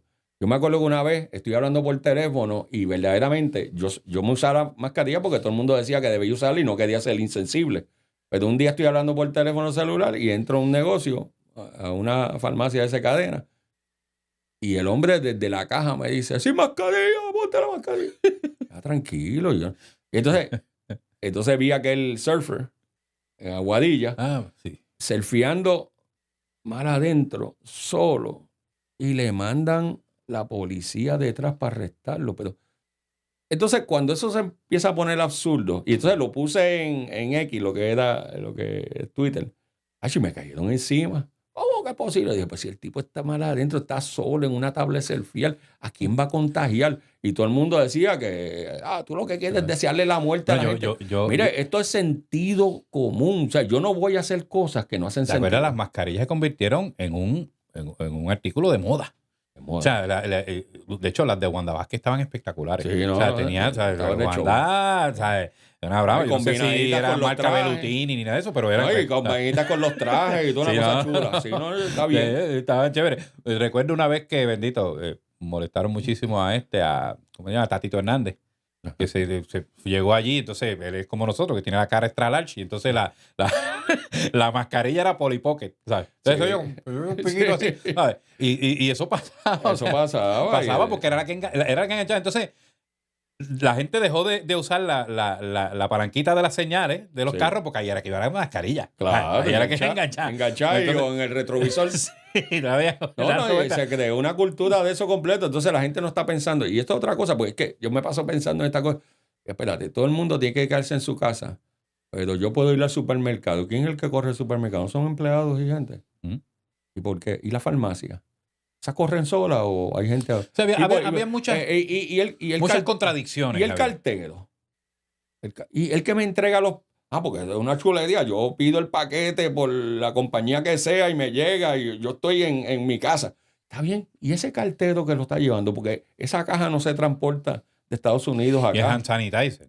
El hand sanitizer tenía que tener cierto por ciento de alcohol. Había que lavar la compra cuando la sacaras de las bolsas. Mira, yo fui una vez Esto se convirtió en una cosa totalmente absurda. Yo fui al range a disparar, ¿verdad? Y entonces, con un arma que a mí me gusta muchísimo, que se hizo famosa por James Bond, ¿verdad? Que es la Walther PPK. Okay. Y entonces, pero ¿qué pasa? Esa pistola, para los conocedores, es pequeña. Y si aprietas un poquito, pues te sube este pellejito y cuando da la cuestión está para atrás, te monda. Muchachos, yo seguí disparando. Y cuando salí que me dijeron, lávate las manos y me metió el hand sanitizer. Ahí me di cuenta, yo tenía un montón de rayitas aquí que no sabía que las tenía. Y yo me cago en la... O sea, y son de esas anécdotas de maldita sea el hand sanitizer. Pero era una cuestión, a veces el olor en los aviones. Cuando la gente, era horrible. Pero te la podías quitar para comerte los maní. Exacto, se lo estás quitando. Es que no se sentido. Pero una de las cosas desde el punto de vista legal, ¿verdad? Yo como abogado, a mí me alarmó la te pandemia. Tocó un caso de aquella señora, ¿verdad? Yo defendía a la señora. Yo defendía a todo el que venía a mi oficina y decía, me arrestaron por Pero ya salió bien finalmente, ¿no? Ganaste ese caso. Sí, lo gané. Lo ganamos. Pero yo te voy a decir una Sí, cosa. pero vamos a contarle a la gente, hacerle qué fue lo que pasó. Ella llegó de Florida, una residente de Puerto Rico, llegó de Florida y le dijeron que enseñara la tarjeta de vacuna. Él no se había vacunado ni se vacunó. Igual que yo, no me vacuné. Y entonces ahí la dejaron ir porque ella logró convencer, mira, yo me voy para casa. Y entonces alguien dijo, espérate, dejaron ir a esa señora. Vamos a hacer un operativo interagencial. Y nos vamos para la casa de ella. Policía, Departamento de Salud, un operativo. No me acuerdo, fue un show. Un show mediático, llamaron a todos los medios. Ahí hizo el ridículo todo el mundo. Y entonces se burlaron de la señora porque dentro del carro pues se le veía el malvete. El malvete estaba bien arriba y se veía en la frente. En la frente. Entonces ese fue el punto. Mira qué cosa más inteligente de parte de los medios y las agencias de gobierno. El malvete en la frente es lo importante. Yo jodí con eso. Yo me acuerdo. Porque yo estaba por las redes jodiendo. Está bien. Pues, lo admito, pues. No hay problema con eso. O sea, no estaba en contra de ella, pero es que yo siempre estoy en vacilón y pues... Estaba gracioso. Entonces, la cosa es que la señora pasa el más rato, entonces la acusan. Porque ella... Pero espera un momentito. ¿Y por qué ella tiene que usar en el aeropuerto? Eso no le toca ni al gobierno de Puerto Rico. Porque entonces tienen tropas de la Guardia Nacional allí en el aeropuerto. Esto fue un absurdo. Entonces, eso es una de las cosas que yo te iba a decir. Se afectó el sistema legal. Fuimos al caso y entonces yo le planteé, ¿verdad?, al juez que ya no tenía por qué tener... O sea, el gobierno de Puerto Rico no tiene jurisdicción para decidir quién entra y quién sale de Puerto Rico. Había gente aquí hablando de cerrar los aeropuertos. Y entonces, eventualmente el caso llegó y se archivó. Y hubo otra gente que llegó que no eran tan prominentes, pero que también tuvieron problemas en el trabajo, tuvieron problemas, y yo los traté a todos, y como la palabra corre, pues entonces vienen donde uno.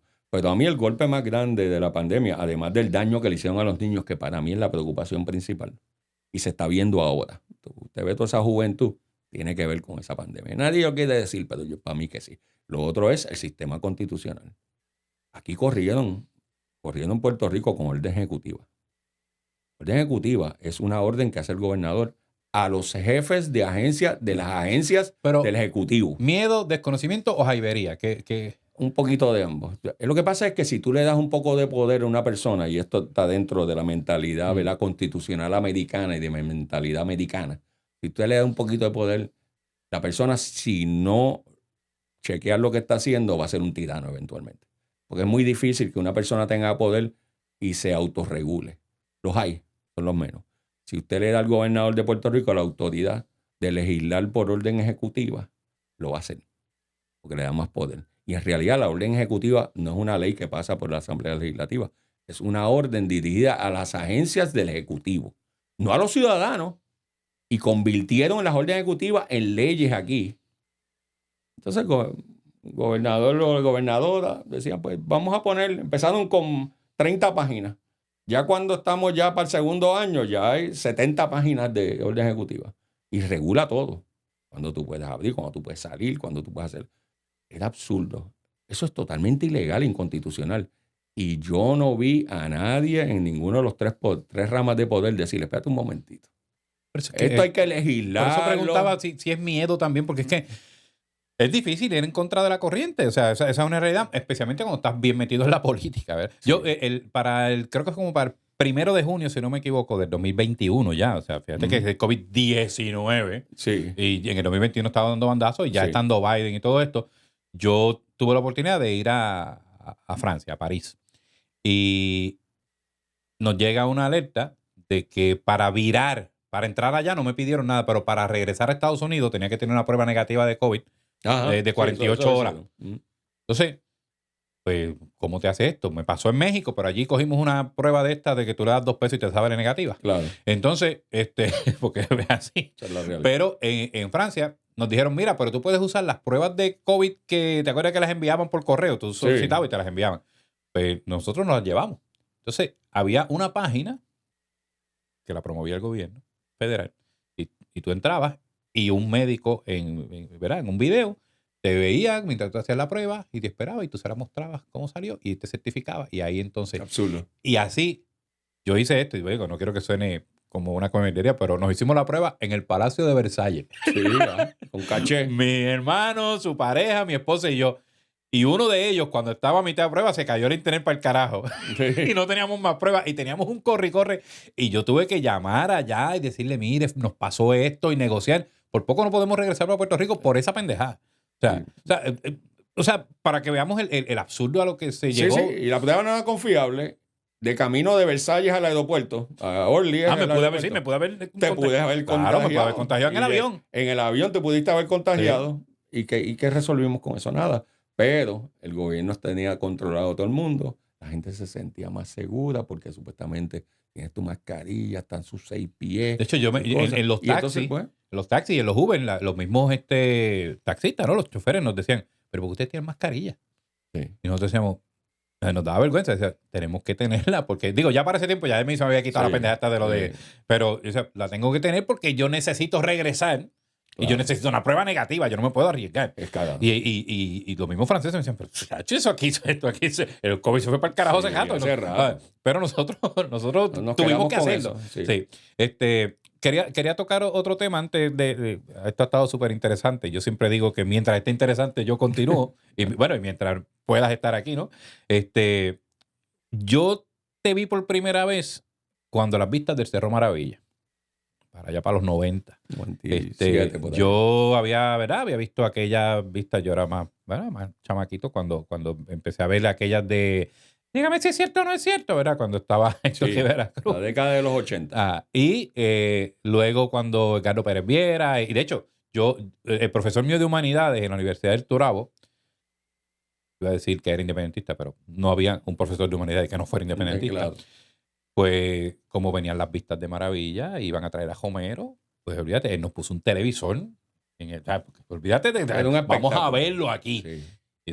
Y de hecho, recuerdo que él me tenía marcado allí. Y aquí el corozaleño PNP, ¿dónde es que está? Así era lo que decía él.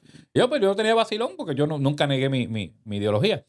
Y él puso aquello, un televisor de estos, ¿sabes cómo eran los televisores antes? Que tenían el fundillo ese grande para atrás, no es como ahora. Lo puso así en el medio, en una mesita, lo puso allí.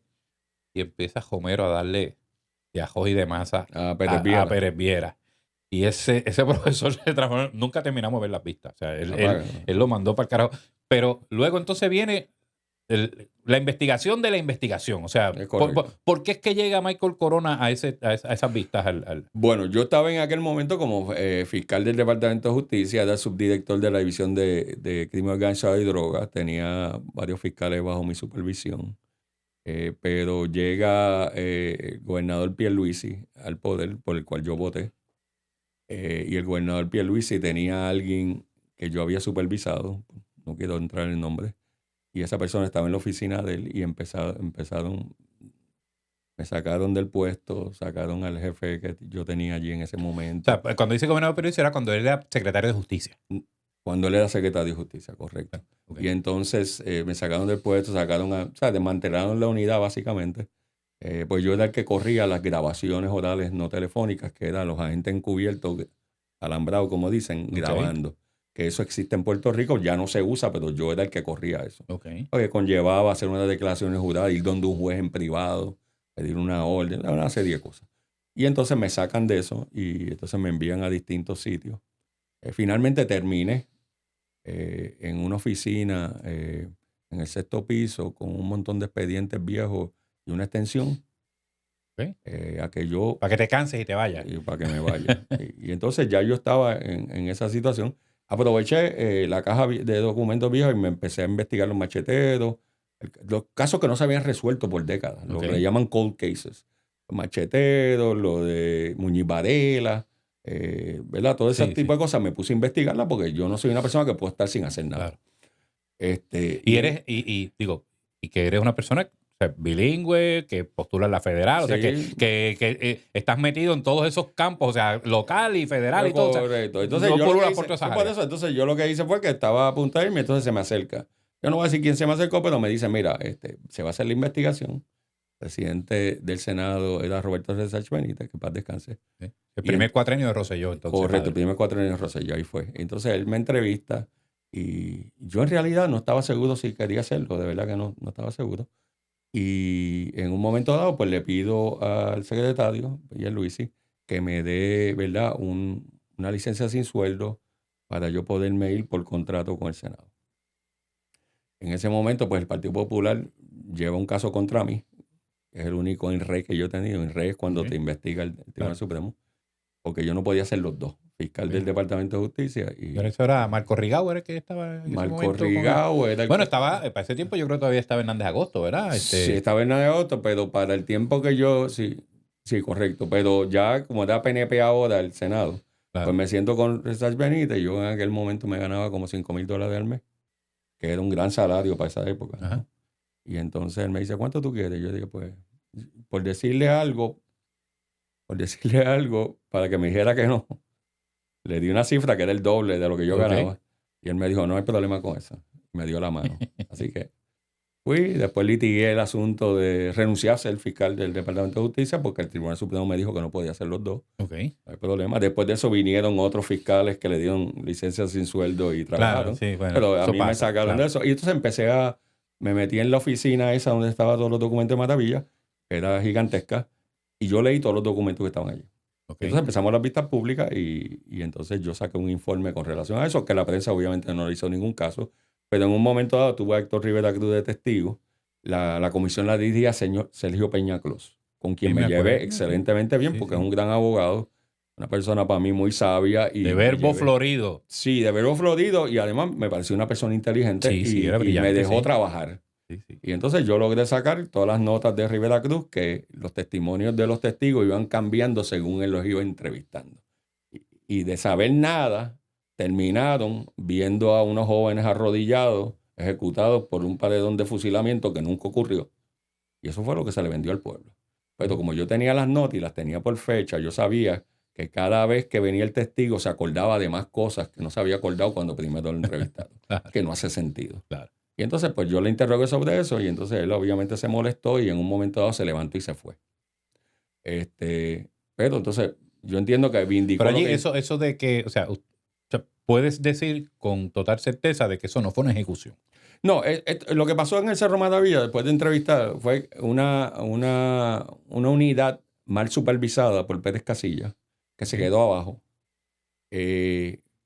Un operativo donde el que estaba dirigiendo una persona armada, el Darío, estaba armado y había tenido historial de ley de armas y todo, y estaba armado en ese momento. Llegan allí con el agente encubierto González Malavé. Hay un tiroteo inicial, pero el tiroteo viene de parte y parte, es decir, el Rosado también disparó. Y cae herido González Malavé y lo montan en una ambulancia y los policías que están allí piensan que ellos han matado a González Malavé. Que ellos mismos, los policías. Que ellos mismos. Obviamente, sacan a González Malavé y todo el mundo está pensando, espérate, por culpa de estos dos, nosotros hemos matado a un compañero. Ese ambiente te tienes que ubicar en él. No hay nadie dando órdenes aquí. Pérez Casillas está abajo, los policías están por su cuenta, hay unos que están dirigiendo eso que no son supervisores, y entonces pues se les ocurre en el fútbol ese ¿verdad? Que no debieron haberlo hecho, obviamente, porque era un asesinato. Asesinaron a uno primero y después al otro. No fue simultáneo tampoco, pero fue un asesinato. Y fue por falta de supervisión. Lo que no era maravilla era una orden desde arriba, de fortaleza. Por razones estrictamente político-partidistas o ideológicas. Eso no ocurrió. O sea, porque lo que se vendió fue que Homero mandó a llevar a 2 o 3 independentistas allí para fusilarlos. Sí, esa fue la historia que montó. Esa fue la historia que montó por una década el Partido Popular, porque ellos hicieron una investigación de 1980 al 90 con Héctor Rivera Cruz y con Pérez Viera. E hicieron esa imputación. Y no había redes sociales para ese tiempo, ¿te imaginas? Pero lo tenían en la televisión. Yo estaba en la escuela de Derecho para esa época y en cada esquinita de la escuela de Derecho estaban las vistas de Maravilla, obviamente. Y entonces también todos los estudiantes la veían. Y entonces surgían estas teorías y unas cosas. Y mucha de la clase mía, porque yo me gradué, él se graduó conmigo. Aníbal Acevedo Vila se graduó conmigo. También el que fue secretario de Estado de Aníbal Acevedo, Bonilla, Fernando Bonilla, se graduó conmigo. Sí. La jueza Anabel Rodríguez, que también fue nombrada por el Partido Popular, se graduó conmigo. El hijo de Salvador Casea. O sea, es de una clase chévere en términos de populares. Y muchos de ellos se utilizaron. Tú eras ahí. No, una cucaracha, un baile de gallina. Sí, yo no me metía en mucho de eso. Y muchos de ellos fueron a donde el bufete de Marco Ramírez y cobraban por ayudar en el research de Maravilla. sea, se utilizaron los estudiantes de Derecho para eso. Pero yo nunca me metí en eso. Obviamente yo no fui a donde Marcos Ramírez ni tampoco busqué trabajo porque sencillamente no me simpatizaba. Y a fin de cuentas, cuando yo entro, yo voy con una mentalidad totalmente distinta y llego a la conclusión, sin duda, de que Carlos Romero Barceló no tiene nada que ver con esto. Incluso la alta jefatura, ni Pérez Casillas, ni nadie tiene que ver con esto. Eso fue una situación que surgió en ese mismo momento. Pero imagínate, esto lo politizaron a tal extremo que todavía los independentistas todos los años van y hacen un evento de recordación y vamos, aquí ha habido muchísimos casos de independentistas que han muerto en distintos lugares, pero es ese, o sea, porque marcó, o sea, fue el que marcó a don Carlos como asesino. O sea, era un tipo que cuando iba a los sitios, los independentistas y los populares le gritaban asesino, sin sonrojarse. Y eso yo lo vi, o sea, eso yo lo vi en actividades que fui a cubrir como periodista, donde se ponían de acuerdo afuera. O sea, de hecho, déjame contarle, yo esto lo he dicho antes, pero yo fui a cubrir un debate una vez cuando don Carlos estaba compitiendo para comisionado residente. Y entonces estaba Aníbal Acevedo Vilá y Manuel Rodríguez Orellana. Y entonces, cuando empezó Aníbal, allí estaban todos los estudiantes, era en la UMED, los estudiantes con las fotos de Aníbal. Porque era el primero que iba a hablar. Hacen un receso y todos los periodistas se empezaron a ir. Pero como yo trabajaba en Guapa Radio, tenía que montar la antena y todo eso, yo no me moví de aquí, me voy a quedar y me quedé en una esquinita. Y llega Manuel Rodríguez Orellana para entrar y yo veo a todos los estudiantes que tienen en la foto de Aníbal que meten literalmente en su bulto la foto de Aníbal y sacan la de Manuel. ¿Sabes? Y a mí eso... ¿sabes? Una protesta espontánea. Me impresionó. Y entonces había uno, ahí un compañero, no voy a mencionar el nombre, pero la gente lo conoce, que le empezó a decir a ellos, cuando venga don Carlos, le gritan asesino. Un periodista. Y eso lo vi, o sea, y de hecho, alguien se lo dijo a don Carlos, no fui yo por si acaso. Sí. Debí haberlo hecho, no tengo problema con eso, pero alguien se lo dijo, don Carlos lo cogió en vivo, que estaban en radio y le dijo hasta perro muerto, o sea que don Carlos no tenía filtro. Sí, él así. Pero eso lo vi. Igual que una vez, cuando estaba el caso del Instituto del SIDA, yo veo esta pareja de los grupos de pacientes de SIDA, gay, whatever, que están allí protestando contra Yamil Curí y toda la madre. Y un día voy a acudir a una conferencia de prensa en el Partido Popular y cuando abren un cuarto ahí de momento, que era Ferdinand Mercado, era el secretario, y estaban esos mismos dos llenando endosos en el Partido Popular, ¿sabes? Y me vieron y pum, y cerraron la puerta, ¿sabes?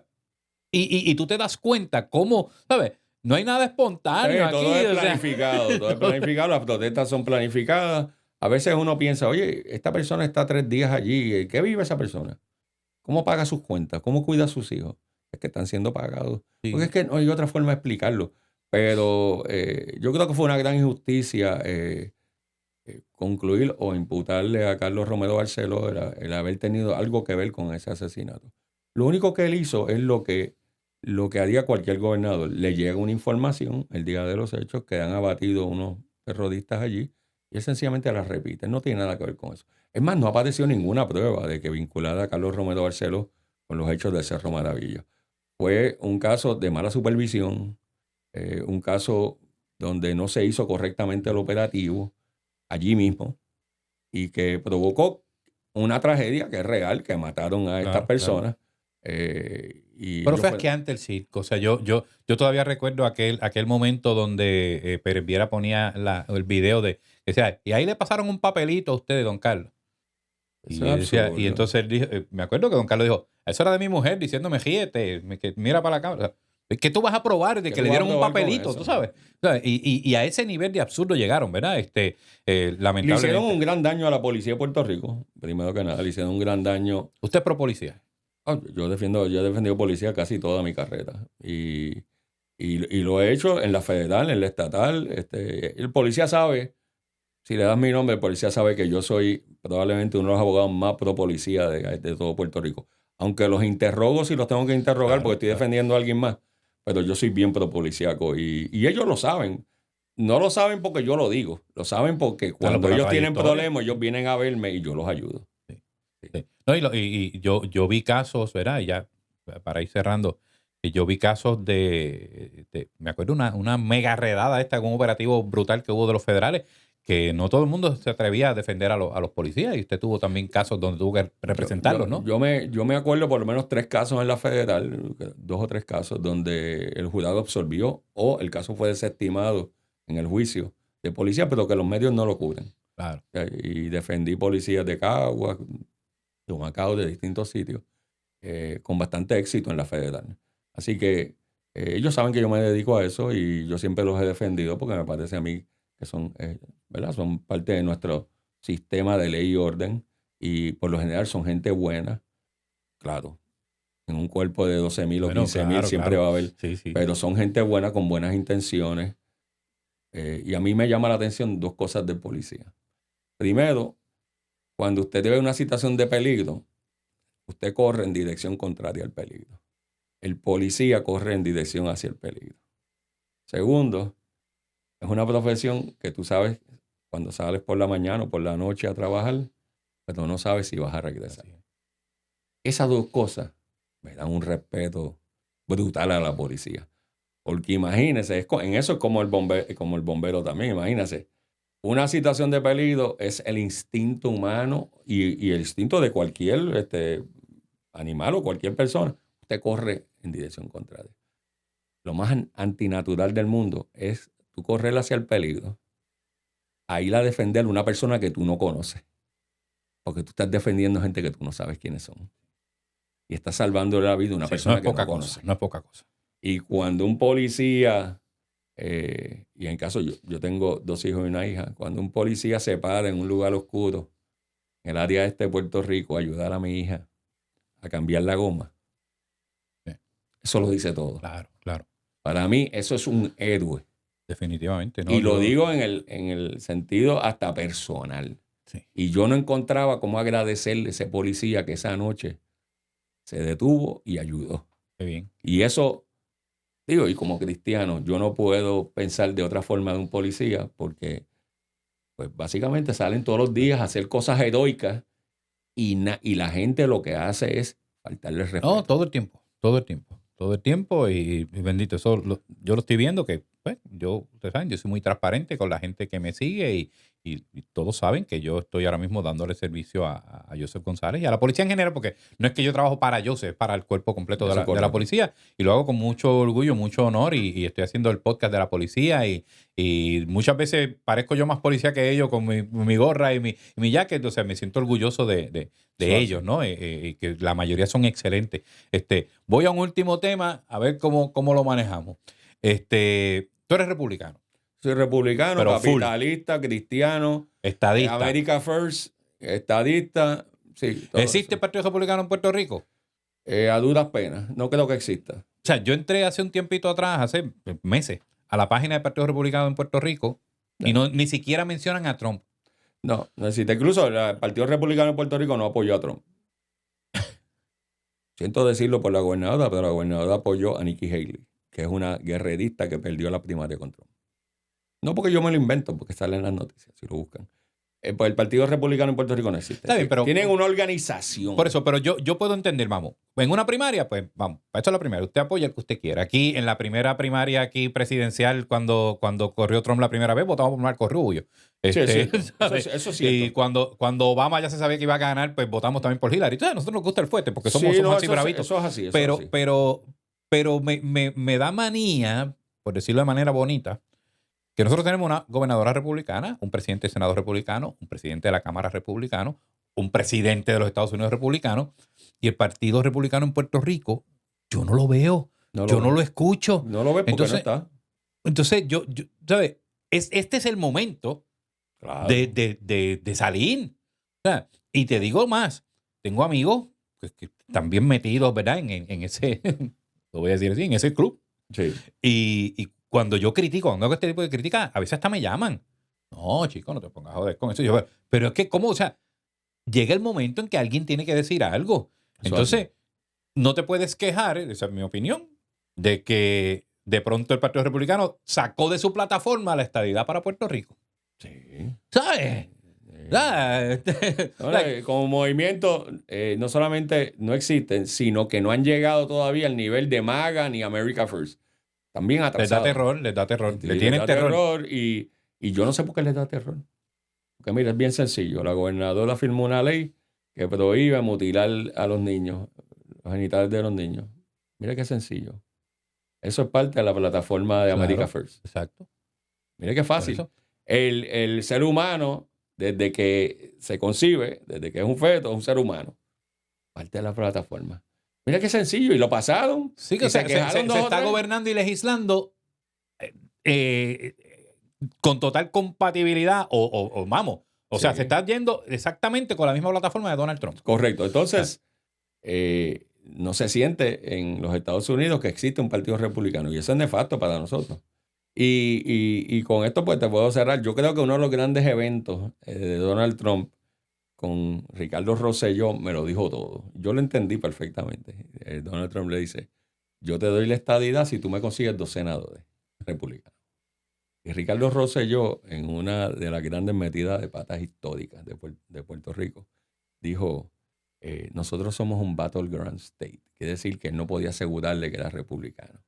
Porque Ricardo Rosselló es demócrata. Claro. Pero en vez de decir, sí, si yo te consigo, usted le da la estadía a Puerto Rico, eso es lo que debió haber dicho. No lo dijo. Dijo, nosotros somos un battleground state. Esa contestación lo liquidó con Trump. Porque Trump quiere, obviamente, que Puerto Rico sea de un estado republicano y que los 2 senadores sean republicanos. Claro. Es lógico, eso hace sentido. Claro, o sea, eso es totalmente entonces tú ponerte a decir que yo creo en la estadía para Washington D.C. porque usted cree en la estadía para Washington D.C. Ellos nos han apoyado a nosotros en la estadía nunca. Y es un territorio 90% demócrata. Porque yo le tengo que pelear por la estadía. Ricardo Rosselló es mi amigo. Ricardo Rosselló es mi amigo, es mi hermano, me ayudó en muchas cosas. Sabe que lo quiero y lo aprecio. Pero ese es uno de los capítulos que también estoy de acuerdo contigo de que fue nefasto. Y lo otro fue no apoyar a Rick Scott.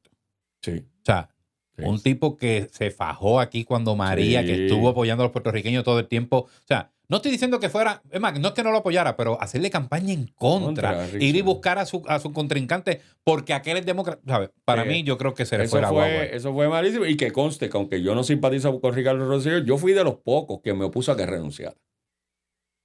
Pero cuando usted empieza a hablar de residencial, usted empieza a la presión, yo leí ese chat o las porciones que salieron. Pues aquí no hay ningún delito. Nada. De hecho, yo le hice un informe a él, que lo leyó después de renunciar. Y yo me reunía con él, porque los que me han escuchado saben que yo le he dicho, él reunió 5 personas nada más con él de confianza en ese tiempo y uno de ellos fui yo. Y lo digo con orgullo y lo aprecio, es mi amigo, es mi hermano, yo lo quiero. Pero nosotros hicimos un informe donde, entre otras cosas, le dijimos, ahí no hay una sola referencia a los muertos de María. Y a cada rato te están preguntando qué tienes que decir sobre la burla con relación a los muertos de María. Y entonces le estás diciendo a la gente, no, que yo les pido disculpas, porque estás permitiendo una premisa falsa. Claro. ¿Sabes? Entonces, aunque no está ahí, al permitirla, ¿qué estás haciendo? Le estás diciendo a la gente, no estaba ahí, pero sí, lo hicimos. Sí, nos burlamos. Sí. ¿Sabes? Volvemos, o sea, y fueron detalles. Vamos, agua pasada no mueve molino, pero nada, licenciado. Michael, porque me dijiste que te tuteara. No, me tienes que tutear. Esta etapa del juego no me tutea, estamos mal porque ahora no me conoces. No, gracias por acompañarme. Siempre para mí, siempre. Esto es un proyecto que yo, ¿verdad? Lo quería arrancar, lo llevo hace mucho tiempo montando, ¿verdad? El Rincón de Juanjo. Y que haya sido mi primer invitado, para mí es un honor. Así para mí es un honor también, y que conste, lo que yo dije, lo dije yo. O sea, no le van a atribuir a ti nada de lo que yo dije. Yo digo las como cosas, Pesquera, a orgullo lo llevo. ¿Te acuerdas cómo Pesquera dice así? Y yo, como dicen los americanos, I own lo que yo digo. Muy bien. Y está grabado. Pero debemos repetirlo en algún momento, porque hay tantos temas que hablar. Sí, hay mucho. Y yo creo que podemos incluyendo sacar otros más calientitos, donde lo haremos con un ring con alambres de púa, como decían ayer. Obviamente no vamos a estar de acuerdo en todo, porque es absurdo. Uno no está de acuerdo, pero uno intercambia ideas. Bueno, pero precisamente el estadista tiene que estar de acuerdo con eso. Claro. Si yo fuera independentista, que todo dedeo y todo. Pero nada, gracias, Michael. Gracias amigos, que de nuevo siempre en otros proyectos nos han apoyado. Sé que en este también lo están haciendo. Así que muchas gracias, como siempre, y que Dios les bendiga.